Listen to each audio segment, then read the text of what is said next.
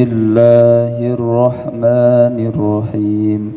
Rabbi zidni ilma warzuqni fahma. Amin. Oke, hari ini kita akan belajar tentang formulir dan reklame. Nah, formulir itu merupakan lembaran isian atau surat isian. Formulir berisi data pribadi yang harus diisi dengan benar dan jelas. Nah, seperti ini nih contoh formulir. Data pribadinya itu berisi nama lengkap, jenis kelamin, tempat dan tanggal lahir, alamat, agama, dan keterangan lainnya. Nah, biasanya formulir ditulis dengan huruf balok atau huruf kapital. Fungsi dari formulir yaitu sebagai bukti bahwa kita sudah mengikuti acara atau kegiatan. Jenis formulir ada dua, yaitu ada formulir pendaftaran dan daftar riwayat hidup. Nah, kali ini kita akan fokuskan dahulu tentang formulir pendaftaran.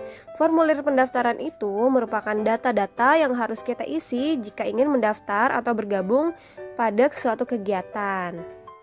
Formulir pendaftaran bisa berupa kertas yang berisi kolom-kolom atau data yang harus kita isi. Contohnya, formulir pendaftaran masuk sekolah, mengikuti lomba, dan menjadi anggota sebuah organisasi. Nah, ini adalah contoh formulir pendaftaran kegiatan ekstrakurikuler. Di sini terdapat identitas diri dan jenis ekstrakurikuler yang akan kalian ikuti beserta dengan tanda tangan dan nama lengkap. Nah, yang ini juga termasuk contoh dari formulir pendaftaran. Terdapat macam perbedaan ya dari formulir tadi. Hal ini karena isi formulir pastinya tergantung dari jenis kegiatannya. Dalam pengisian formulir, kita harus memperhatikan petunjuk pengisiannya untuk menghindari kesalahan dalam pengisian. Nah, contoh petunjuk pengisian formulir yang pertama, isilah formulir menggunakan nama lengkap. Kemudian, isi formulir menggunakan huruf besar. Lalu menulis seluruh data secara lengkap dan tanda tangan disertai dengan nama lengkapnya. Balase ini adalah jenis reklame visual yang ditempatkan langsung pada kemasan produk. Fungsi embalase yaitu sebagai daya tarik, pemberitahuan, dan informasi tentang produk tersebut. Nah, jadi selain fungsinya sebagai pembungkus, fungsi lainnya yaitu sebagai sarana reklame atau iklan yang menggambarkan produknya. Konsumen dapat langsung mengetahui hanya dengan membaca informasi yang tertera dalam kemasan itu. Jika kalian berbelanja di warung terdekat atau supermarket, kalian akan melihat berbagai produk makanan yang memiliki daya tarik tersendiri. Unsur-unsur embalase yang bisa menarik perhatian konsumen yaitu: pertama, ada teks atau slogan yang jelas dan mudah dimengerti oleh konsumen. Slogan itu maksudnya kalimat pendek yang menarik ya. Jadi, teks itu terdiri dari teks utama atau headline dan teks penjelas yang mendukung headline tadi. Yang kedua yaitu pemilihan bahasa yang baik dan menarik dengan huruf yang sesuai. Jika produknya ditujukan untuk anak-anak, berarti tulisannya harus bisa dipahami oleh anak-anak. Jadi, bahasa dan kalimatnya harus disesuaikan dengan sasaran konsumen atau pembaca yang akan menggunakan produknya.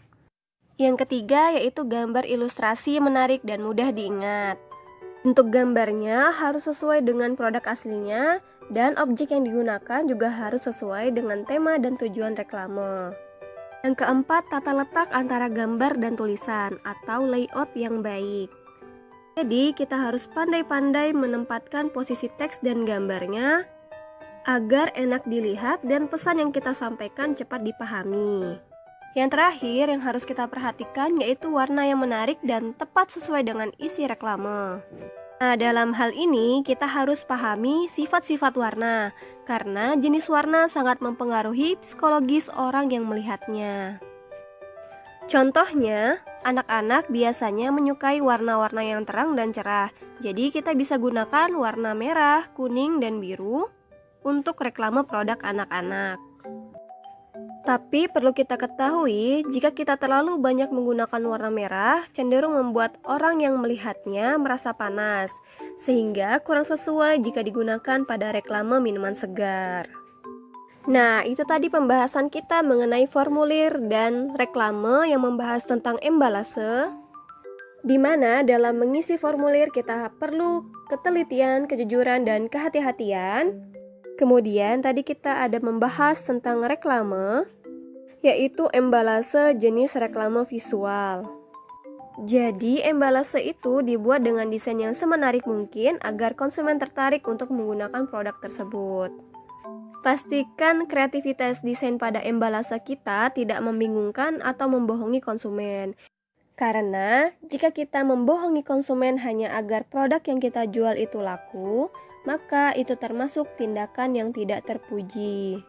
Sekian, assalamualaikum warahmatullahi wabarakatuh.